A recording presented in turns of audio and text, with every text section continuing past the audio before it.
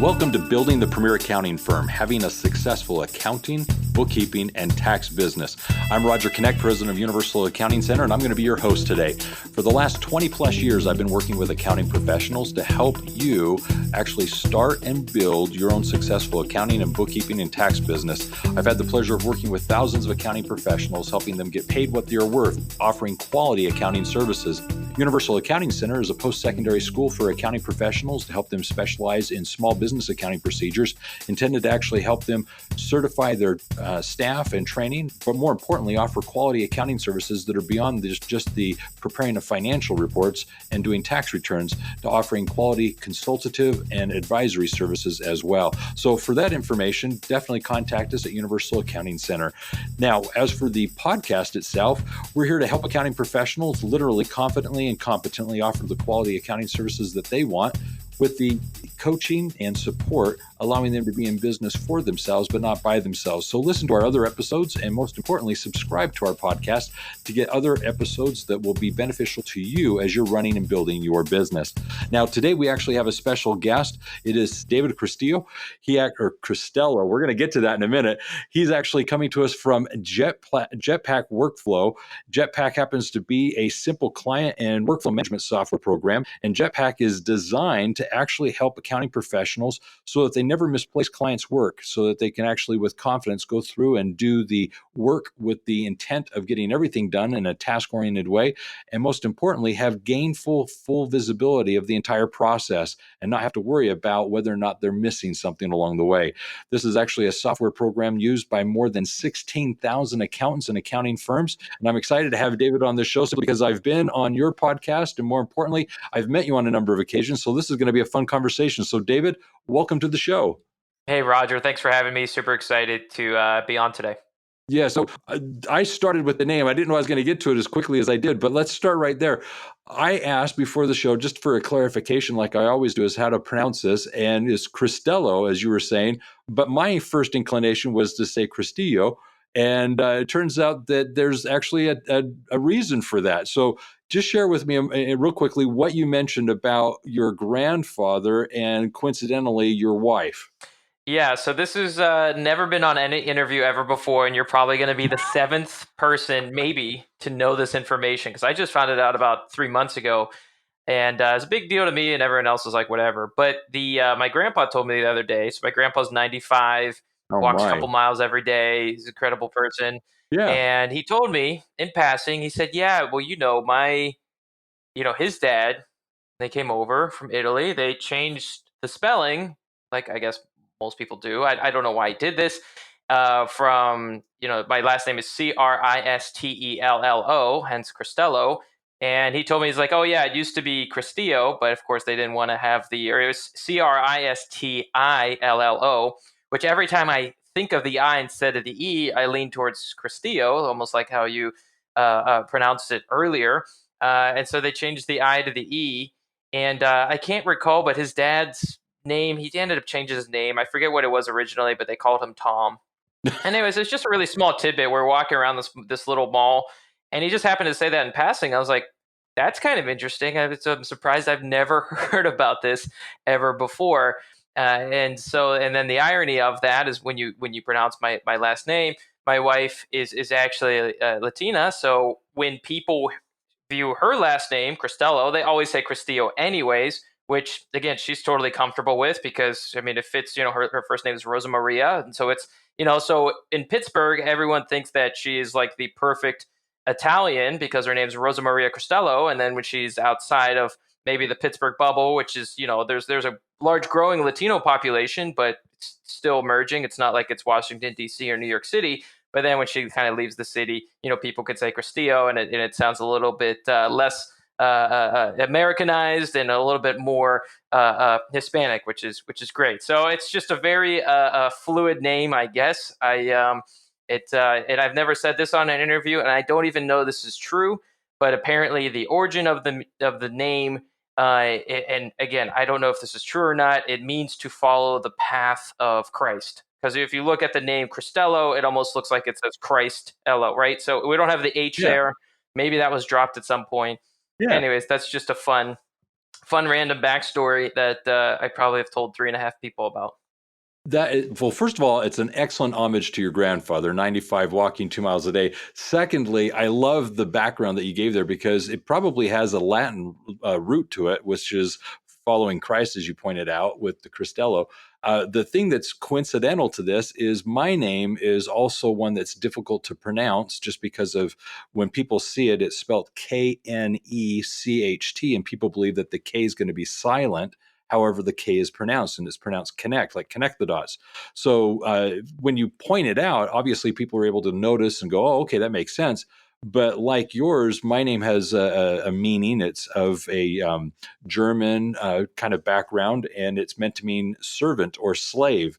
So depending on where you go back in kind of history, you'll find what it means. So like you, I've got a little bit of a history behind my own name as well. Yeah, your name was built for the internet. Like they could have put KON they said no, let's chop the vowel. Everyone's going to get it. And now, without any shadow of a doubt, you can fit your last name on a license plate, which is highly enviable.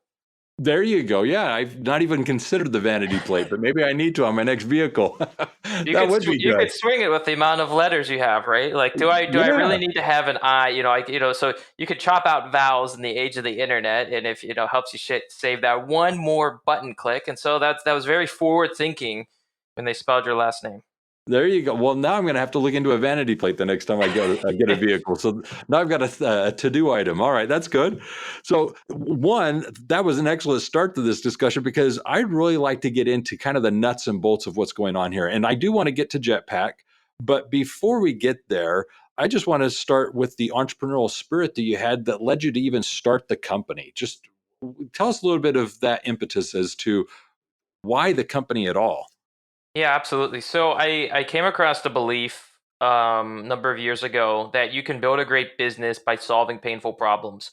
And I don't know what it was about the moment I heard that, or maybe it was the seventh time. It's just the time I remembered. And I said, oh, wow. So if I can build something that solves a painful problem, you can build a business. And to me, building a business, whether it's a tech company or a professional service firm, like accounting, bookkeeping, payroll, tax, it always felt like a really fun journey to embark on. You kind of get to have your own sandbox where you get to build and experiment. And some days that feels great, and some days you fall on your face and it doesn't feel so great. But I always just felt driven to try and do that. And so, when I heard that phrase, when I came across that phrase, and they said, well, you don't have to have the problem. All you need to do is go out and find the painful problem. And guess what? There's painful problems all over the world. Pick an industry, start interviewing them, and become not obsessed with your idea you think you have, become obsessed with the market and the pain that they're going through.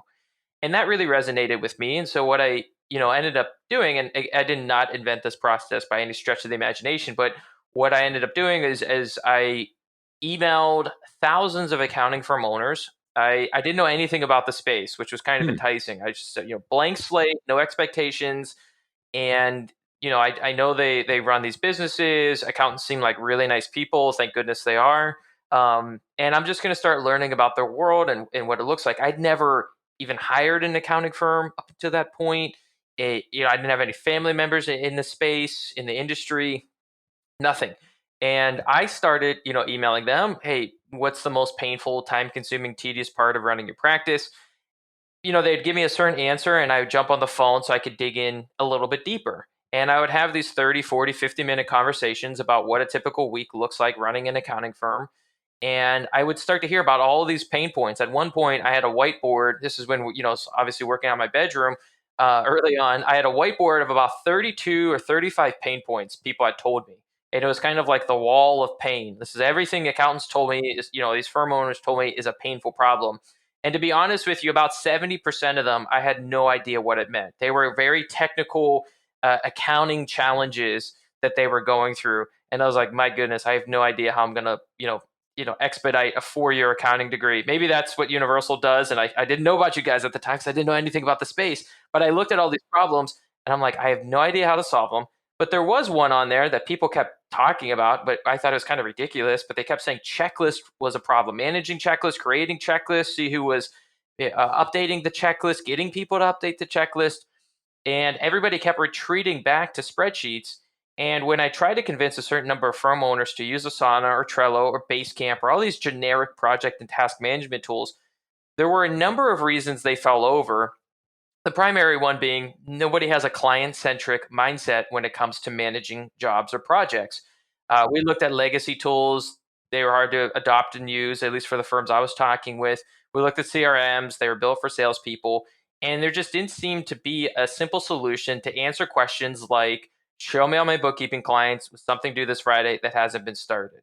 Like that should not be a hard answer to get about your own firm instantly or with under 5 seconds, right? So that's what prompted the start of Jetpack workflow, is hearing from dozens of firm owners that this was a real problem. I understood at a very specific level why the existing solutions were not a good fit. Again, I was trying to sell all the existing solutions because in my mind the worst thing I could have done is built something nobody wanted. So I was always trying to convince them that they didn't need something. Right, that was my goal. And then they kept pushing back and telling me all the reasons why it didn't work. Mm-hmm. That's where Jetpack Workflow was born, and we got a dozen firms or so to sign up early on for the early program, and we just started building it from there. So there's two things that come to mind as you're sharing that. Is first of all, Mike Michalowicz wrote a book called Surge, and I think he's really addressing what you experienced there, which is getting ahead of a need, a wave, and identifying that and then riding it. But the thing that I think is fascinating about you is, like you shared, you didn't have a background in accounting, and so I think the unique perspective you brought to the challenge that the accounting profession was actually sharing with you was so key, because if you were an accounting professional and you tried addressing it, you would actually be looking at it through a specific set of lenses. And I think you would have come up with probably a solution that might not have been as good as yours, simply because you would have been just trying to take what you already had and kind of tweak it. You started from scratch and were able to really address the needs at hand and bring a whole new perspective to it.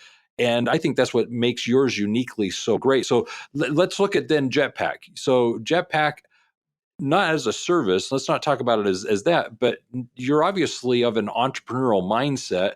You must have had some desire to then take and address this need. Why start a business of all things?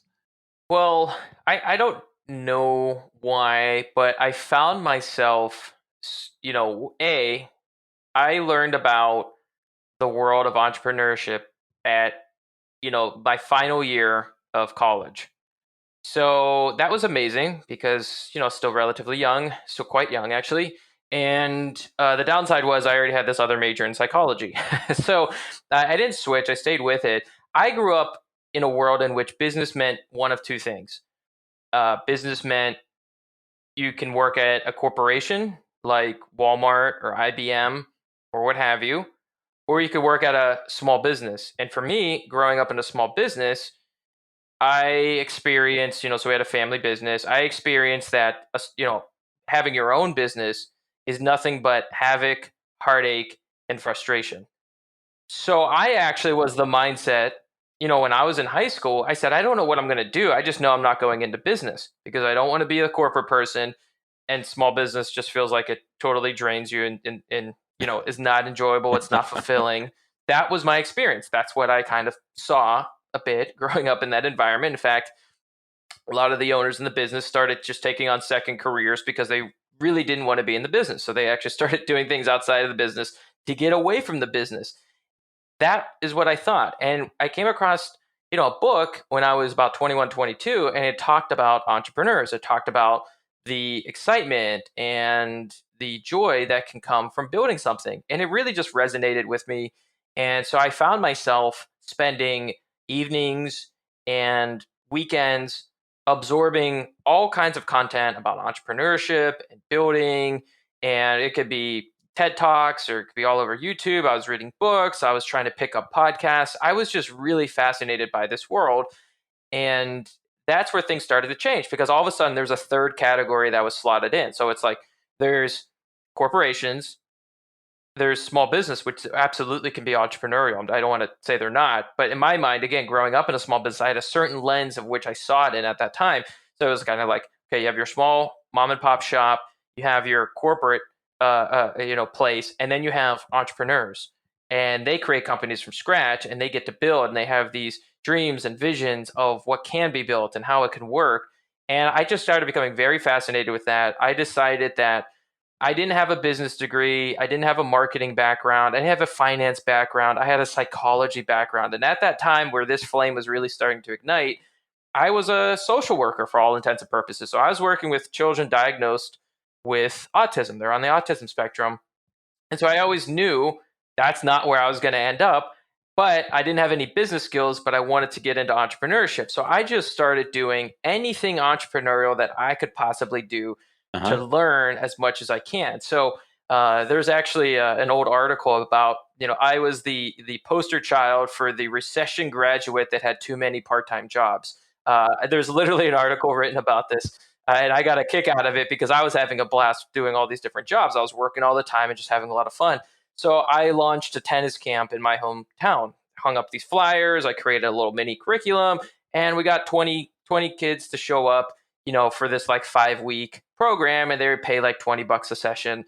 And I made a little bit of money that way. Honestly, it wasn't about the money. It was just about, will anybody show up and will anybody like it? And I was like, oh my God, people showed up. Okay, I guess I had a curriculum in mind, so I'm going to teach them this. And, I obviously have a background. I know how to play tennis. I saw some postings on various threads that people were looking for somebody to teach them drums. Well, I know how to play drums. I'm a drummer. Mike Michalowicz, oh goodness, I don't know where he dug up information about me as a drummer, but he did, and we talked about it. But I started giving drum lessons. So I was giving drum lessons, I was giving tennis lessons, and then the family business that I was in, I said, well, it's not like I necessarily enjoy the environment, but I know they're looking for salespeople. I don't really know how to sell. I know I'm their cheapest labor they could possibly get. So on Sundays, I started selling for them. And that was totally exploratory. So I was like selling on Sundays. I was doing these tennis camps. I had my kind of like day job as being a social worker.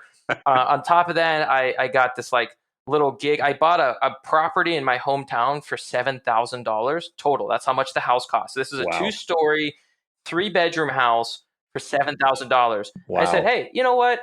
I didn't know anything about running a property. Whatever, I'll buy it. I'll see what happens. Great learning experience. Probably wouldn't buy more $7,000 properties. You can imagine all the normal problems you have with the $7,000 property. I had them all.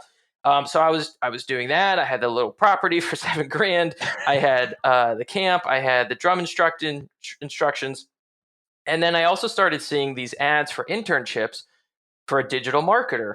And the ad was, hey, we can't pay you, and da da da da. I was like, yeah, I don't care. I don't really know how to do this stuff anyway, so I'll do it for free. And of course, they were like, this is great. So I started getting these internship gigs, and it was odd because I wasn't in college, but I was just doing free work for these, 1 or 2 startups. Started doing that. I was doing that on the side. Eventually, I started doing more marketing services. They started working, like customers started coming in or leads started coming in. And eventually, people were like, hey, like now we feel really guilty that we're not paying you anything when you're bringing us more revenue. So how about you tell us a price and maybe we'll start paying you something?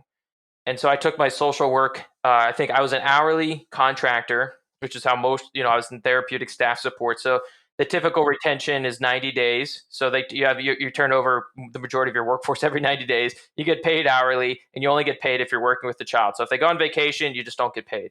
So you can imagine, the turnover. And I was getting paid, I was like $8 an hour, $9 an hour. And so when somebody started asking me about marketing services, which I was getting a kick out that anybody would pay me for this stuff, to be honest with you, because I was like, I didn't go to school for it. I know it's working, but like I don't have a business background. And so I just added 50 cents per hour on top of it. So I said, I'll do that for, I'll tell you what, for marketing services, $9.50 an hour. And they were like, this is the dumbest kid ever. Perfect. Sold. And I started building this, I call it the world's worst service business, in which I was just the yes man for everybody. I ended up growing that to about 20 clients, doing a variety of different marketing services, copywriting, content, X, Y, and Z, email autoresponders, anything people needed, at the time, social media updates, whatever. I said, yeah, sure, I'll do it. And I just had this business that was a lot of fun because I could work from anywhere. And I was just working, eventually just working out of my bedroom. And I did that for a number of years. And it was great. But eventually I was like, okay, I have 20 clients. This is kind of like having 20 bosses. This is not really fun. It's not like I'm like depressed or burned out. I'm just like, what's the future here? Like, what does this become? Like, what am I trying to do? I had zero understanding of what it was like to run a service business. And so I had this inflection point of, and my mom was asking me, what was I going to do when I grow up? And I was telling her I do stuff on the internet, marketing on the internet. And, I might as well told her I was doing witchcraft. She had no idea what I was doing. And so, I was kind of getting the, common parental pressure, like, okay, but like, when are you going to get your life together? And so I was looking at law school. I was thinking about that because it's just so weird when you get a degree that you can't really, you know, for lack of a word, economically do much with. Like, I love psychology as a major, but you hit a ceiling pretty quickly. It's always like, well, if you don't know what you're doing, go back to law school because then you can at least delay that decision for 3 years and it looks good in the meantime. So I was like, okay, maybe I'll go to law school. And then when I was studying for the LSAT, I was listening to podcasts and that's when I came across that fateful podcast when this guy, Dane Maxwell said, you don't need to find, or you don't need to build something that solves your painful problem. You need to become obsessed with finding a painful problem and build a solution for that. And I was like, it was just one of those things. There's just been a handful of statements in my life that as soon as I heard it, I'm like, that's true.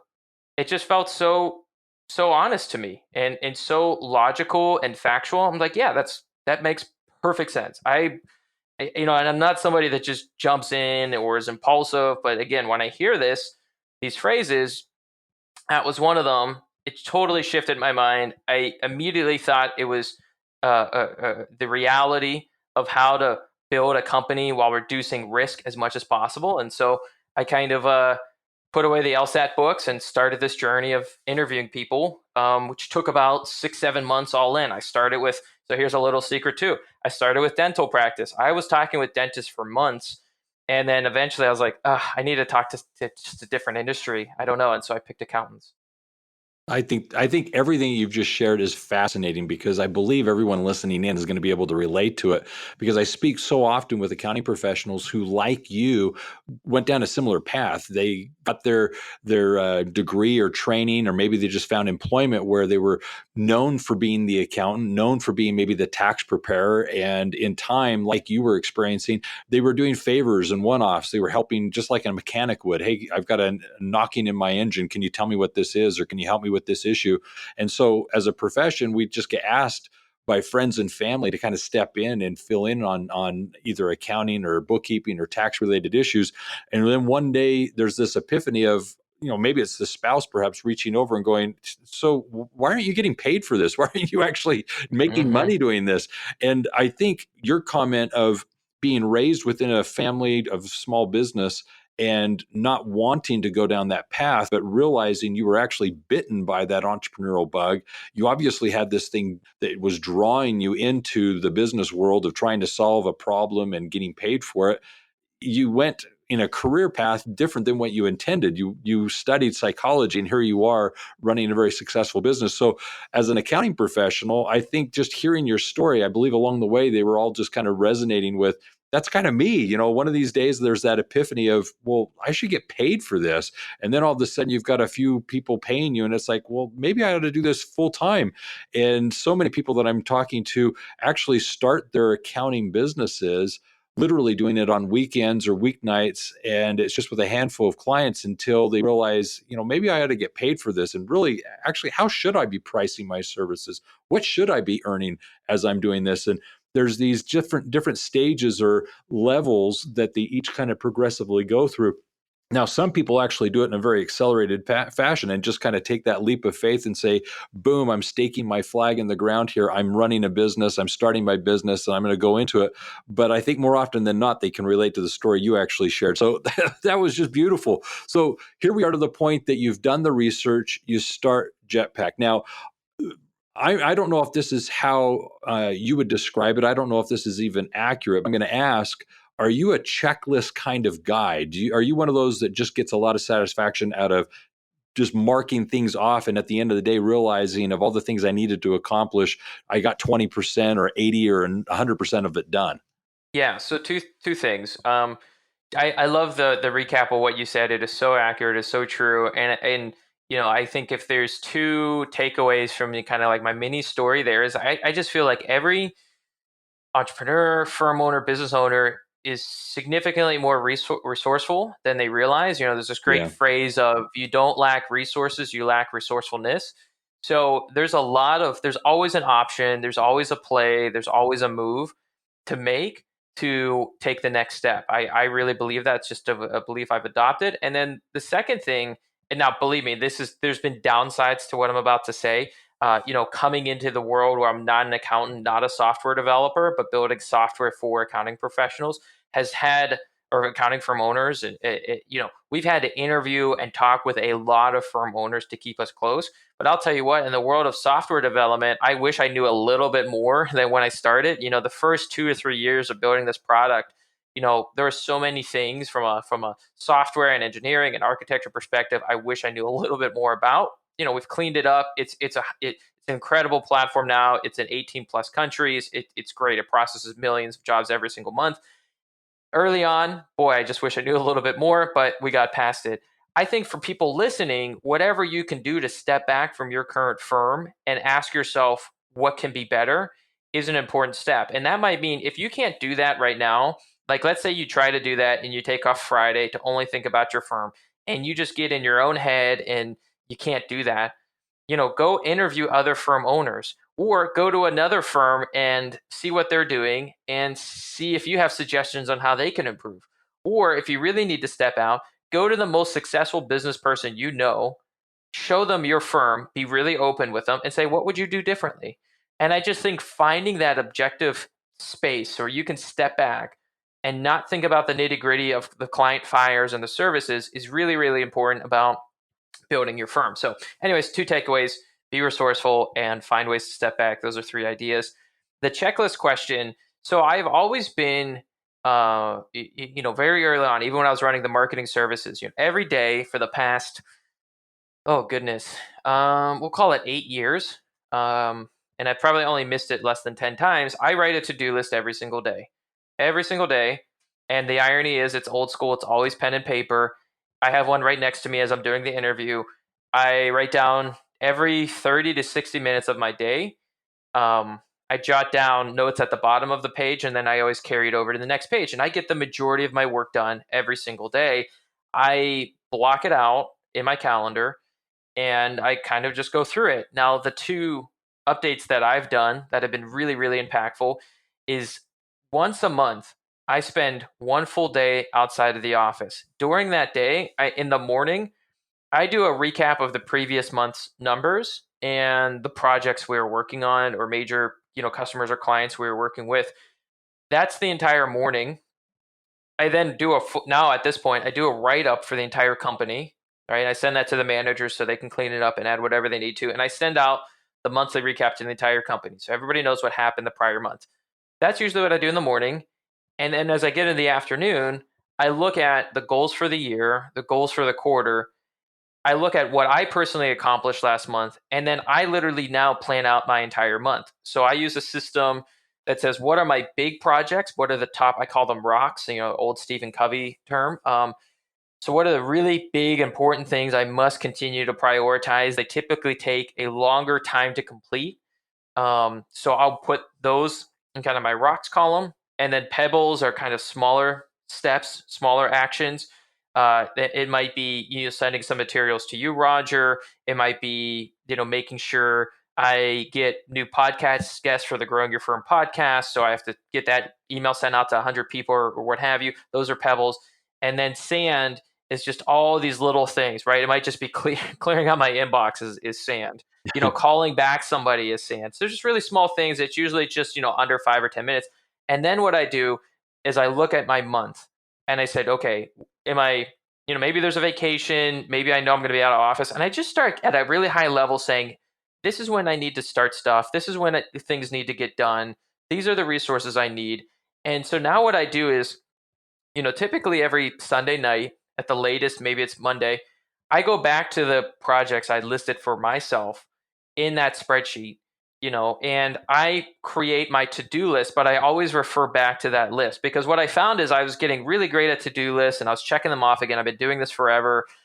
but I wasn't always doing the most important work. And I think everybody listening could really emphasize with, sometimes the urgent gets in the way of the important. Hmm. And we have a recency bias. So if something comes up on Monday, we might spend the rest of the week trying to fix that or work on that. And it's just been really helpful for me to, maybe there's a fire that comes up Monday and I actually look at it, it's not a real fire. I can start working on it next week. And then I can make sure to pull in one of my big priorities, for that week. So now I have a broader view that trickles down into my to-do list. My company, or my monthly goals now include company ones as well as personal ones, because again, I realize, so it's a very iterative process. When I sit down, when I read a new book, or when I'm reflecting for a given month, I'm like, hey, like last year I probably gained more weight than I wanted to. Okay, well, why don't I have a goal that I go to the gym X times a week? Okay, that's a new goal I'm going to put in, and I need to bake that into my calendar. That's an example. So I have more personal goals that are entering my monthly view as well. So, anyways, I'm a checklist person. I've definitely met people that are more in the weeds of process and checklists. To me, I try to create the simplest thing that can be set up in the fastest manner so I can actually just go do the work.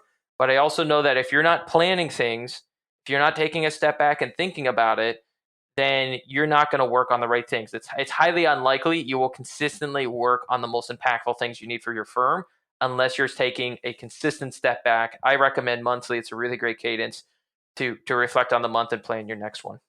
Yeah, well, there's so many little nuggets in what you shared, and I'm just going to mention a few of the things that stood out to me. Is first of all, time management. I think within the accounting profession, we are very meticulous, and we'll go try and find that missing penny or that extra dollar that seems to be not in balance. And all of a sudden, what happens is we in our lives aren't that meticulous about the time that we have. Time is much more finite than dollars. I think the message there is we need to be a little bit more particular about our time. So time management is very key. And you're sharing how you do yours, I think can resonate with a lot of people, because I think we're always looking for, could I do this more efficiently or better as I manage my day and my week and my month? And so I thank you for that. I also do something similar, but mine isn't pencil and paper. Mine is actually within a calendar. And literally, I'm just blocking out times that I believe it will take. Unfortunately, too often it takes a little longer, but more importantly, I'm able to, when I don't complete something, then move it over to the next day. And I literally plan out my day, and I do it on a yearly basis and on a monthly basis.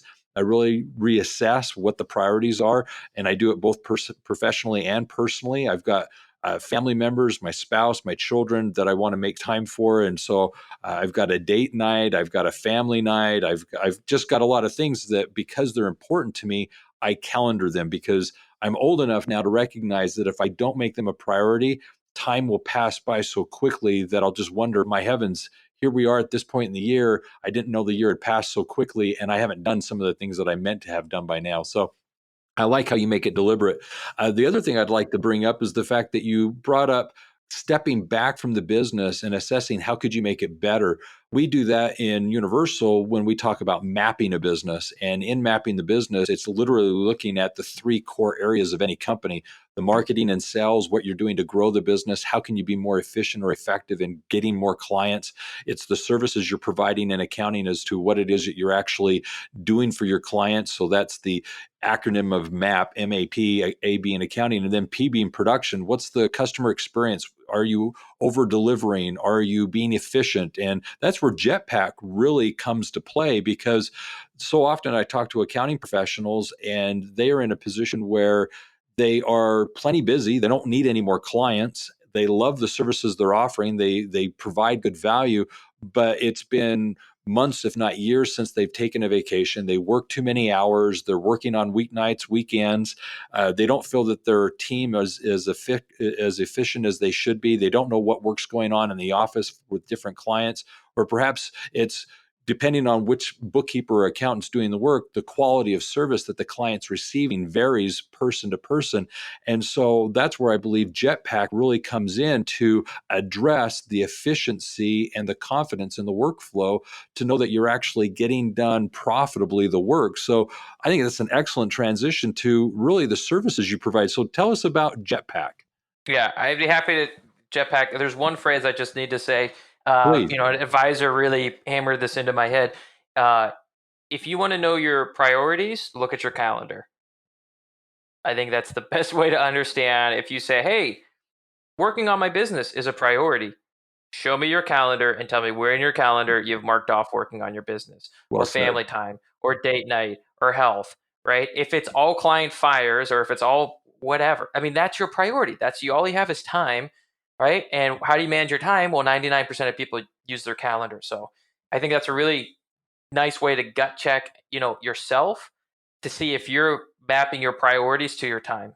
So anywho, yeah. So Jetpack workflow. I know we're going heavy, now we're going into the No, software. that was perfect. I needed that. That's what I want. Yeah, I mean, the fact that we're all listening here is because we're all trying to do better. And these little nuggets, I think, are essential, because that's the takeaway from this. Is really, when I look at my calendar, if I handed it to my child, or my son, and I handed it to my wife or my friend, could they, just by glancing at that, tell what's important to me and where I'm spending my time? And mine's color coded. Different things mean different things, or colors mean different things. And so I agree with you. I think at the end of the day, it should be very clear what was important to me because of how I spent my time. So I think that's yeah, perfect. So and yeah, tell us about Jetpack. yeah, sorry, the final thing I'll say. I know we're getting on rants, but you told me that was okay, so I'll do it. Yep, yep. I love the rant. The way you plan, this to me, I think, is where I used to fall down in the past. I come across a framework, the ultimate planning framework. I'd apply the ultimate planning framework and it wouldn't work, or something would fall down or whatever. Well, planning your time is just like forecasting your business, right? Things come up, things change, right? New dynamics come into play. Hey, you have a child, things are going to change.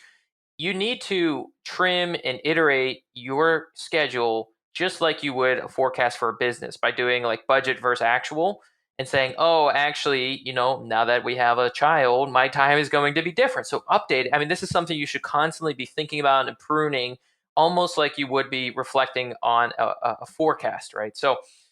Anyways, that aside, yeah, I mean, the premise behind Jetpack Workflow is really a simple, centralized place that you can track all of the client work that's going on in your firm.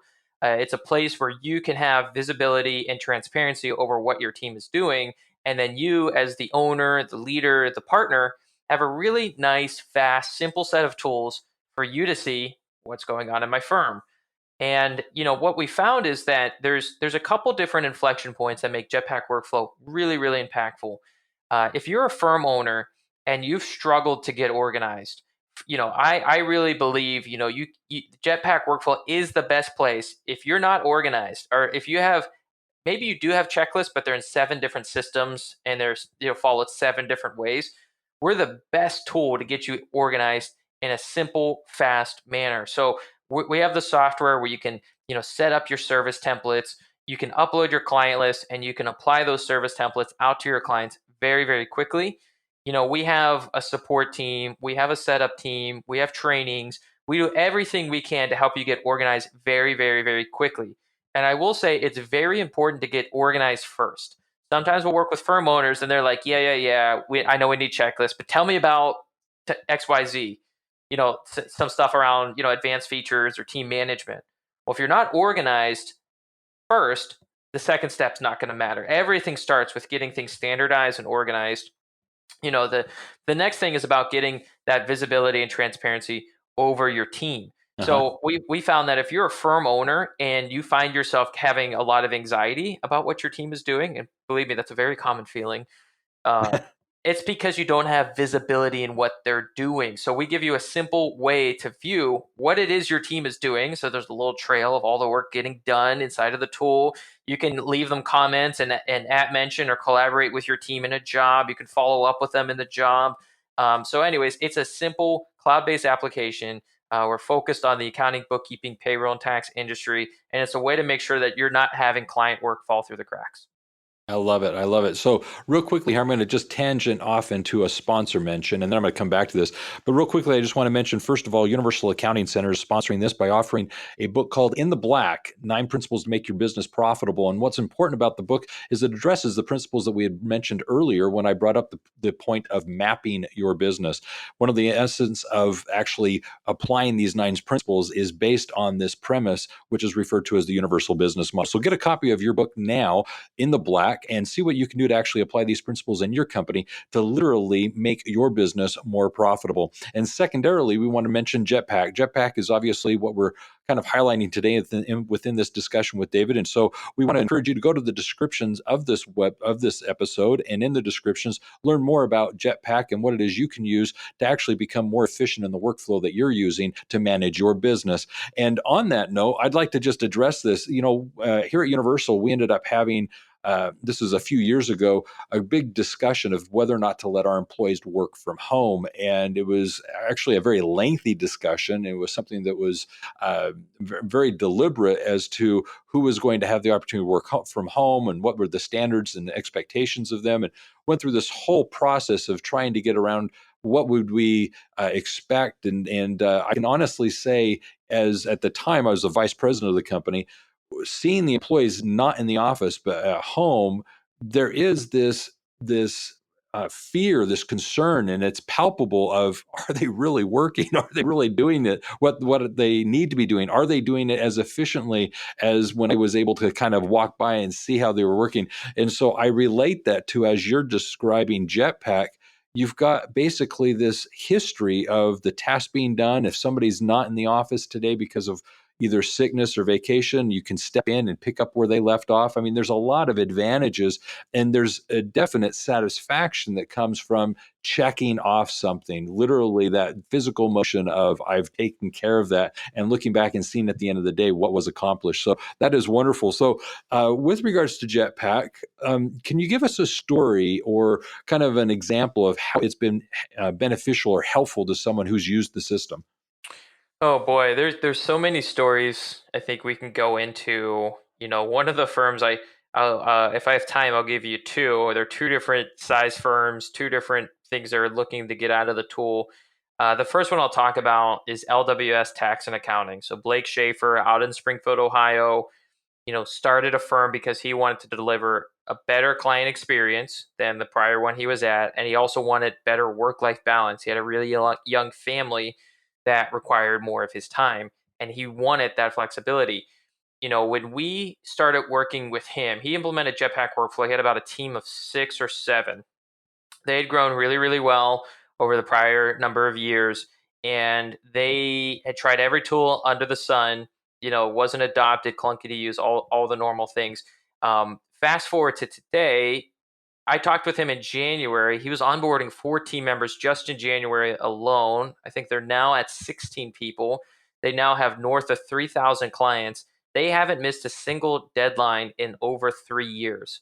Wow. Right? Since using the tool, they haven't missed. And prior to using the tool, they actually were getting clients upset about missing the deadline.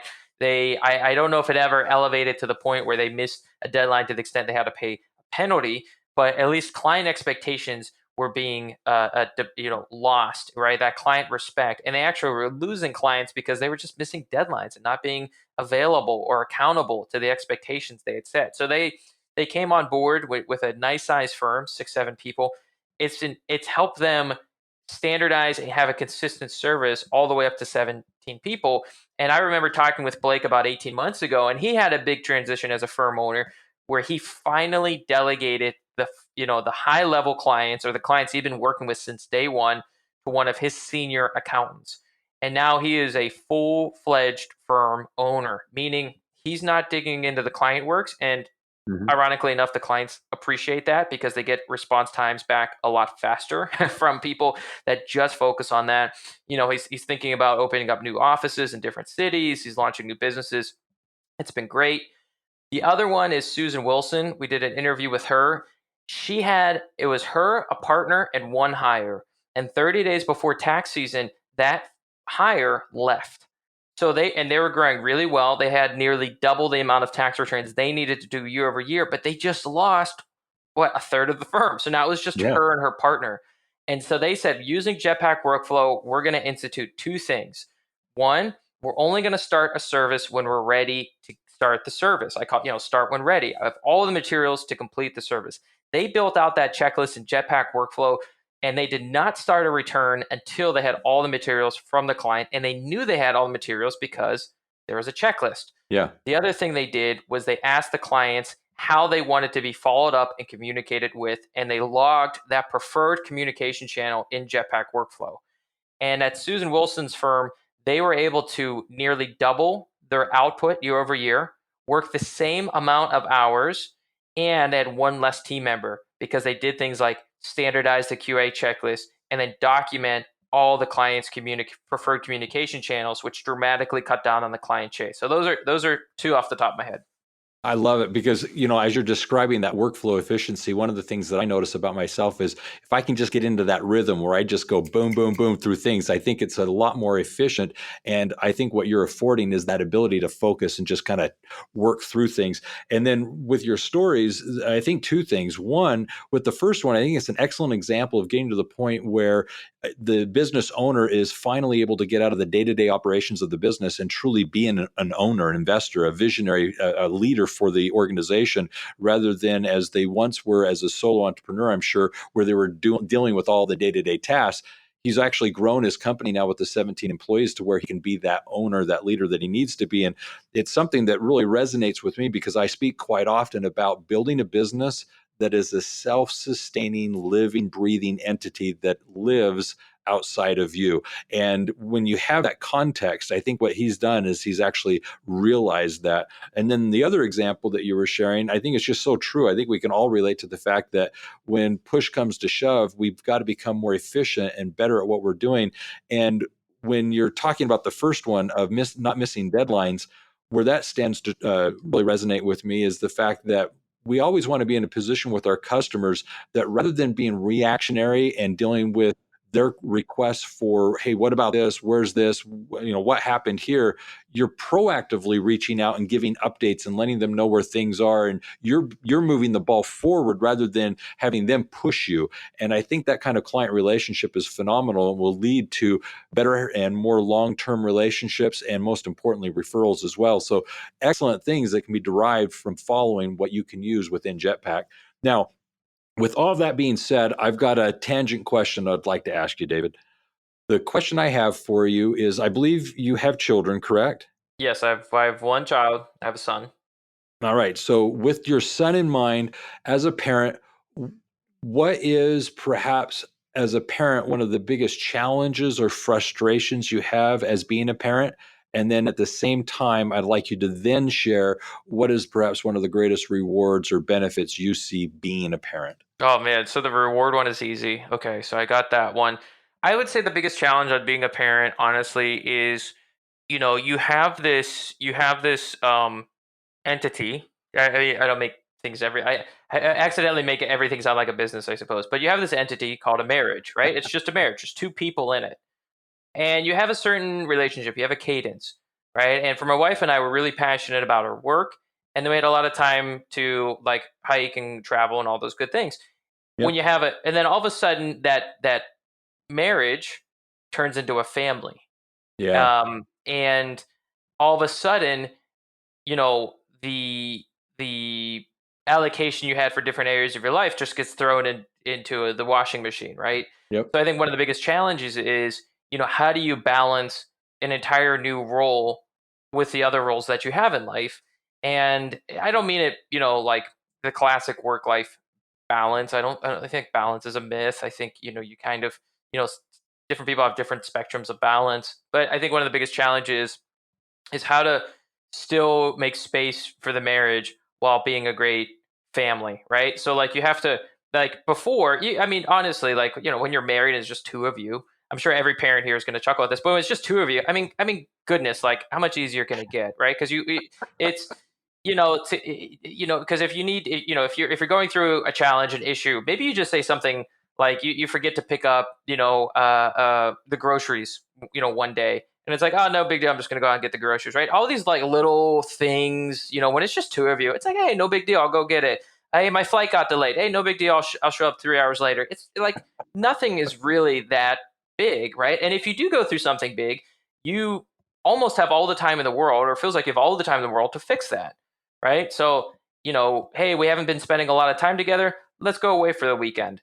That's like a decision you can make on a Wednesday for that weekend, right? So, Yep. it's just you're so flexible, you're so nimble, in so many cases when it's just the two of you, and then when you add a child on there, it's like it's not like the thing becomes harder, like the entity becomes harder as a linear step. It's Yeah. an exponential step, right? The concept of like, hey, we should, let's go have some fun. Me and you are going away for the weekend. Even just having one child, it's like, okay, well, like, well, A, do we feel comfortable to do that as parents? B, who are we going to leave them with? C, do they have all the necessary equipment to they have a baby monitor and they have this and that and this and that, and like, where are we going to go? And is it going to be I want it to be close but not too far away? And I don't know, it doesn't make any sense because like we're going to be so stressed out. You have all these different things, and then you have family members. Okay, you have in-laws.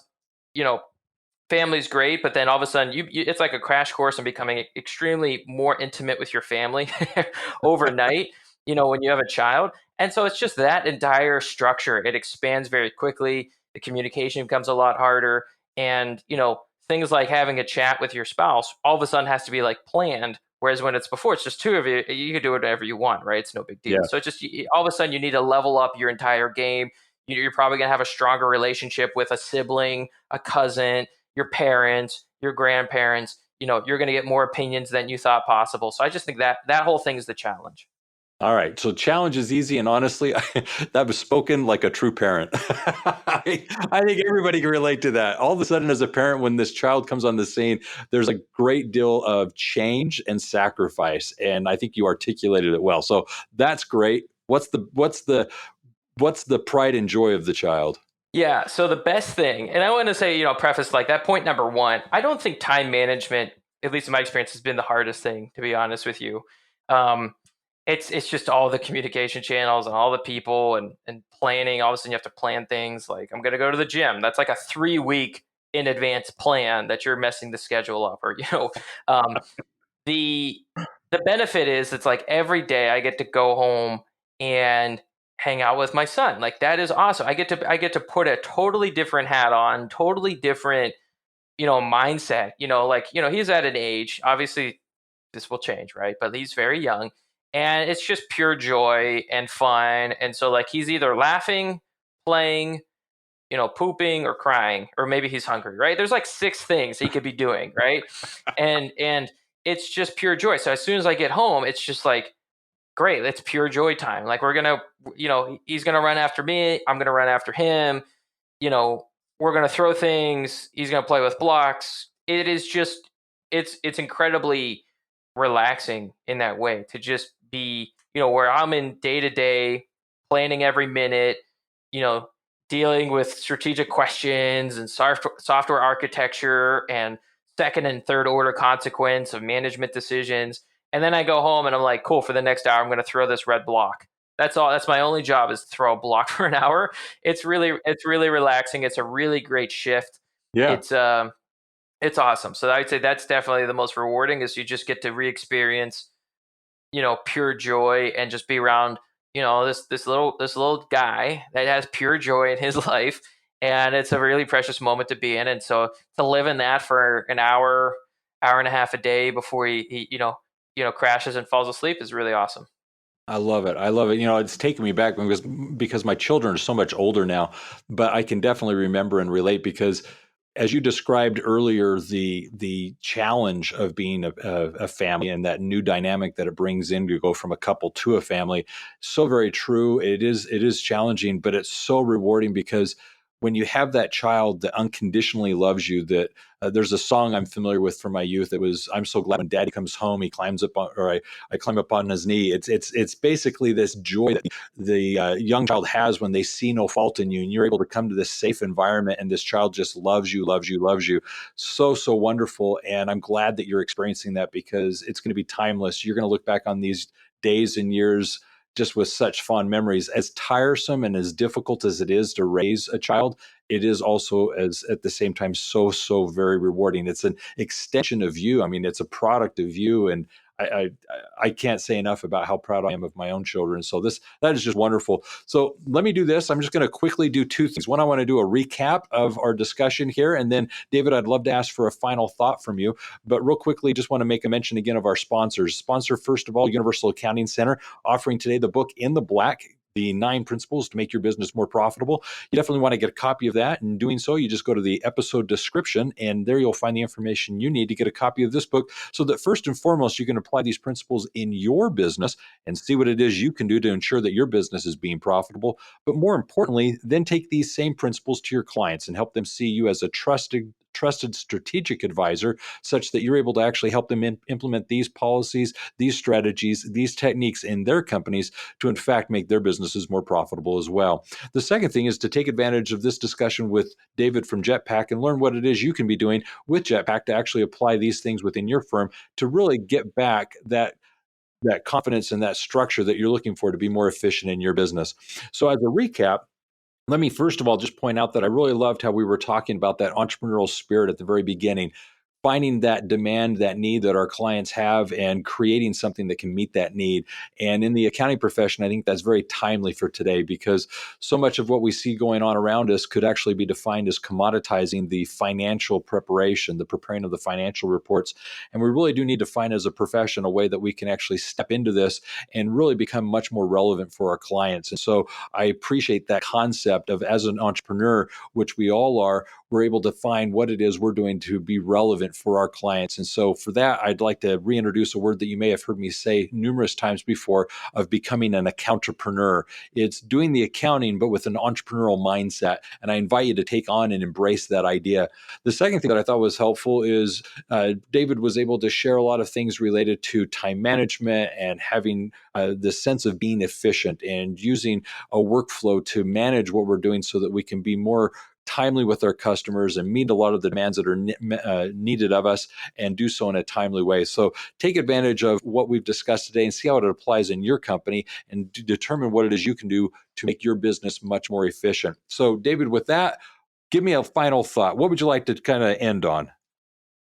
Yeah, I don't have anything prolific to end with, other than, if there's anything here that I said that resonated with you, let us know. Give us a mention on social. You can drop me a note. And the final thing is, if people made it to the end, we have, obviously have the software at jetpackworkflow.com.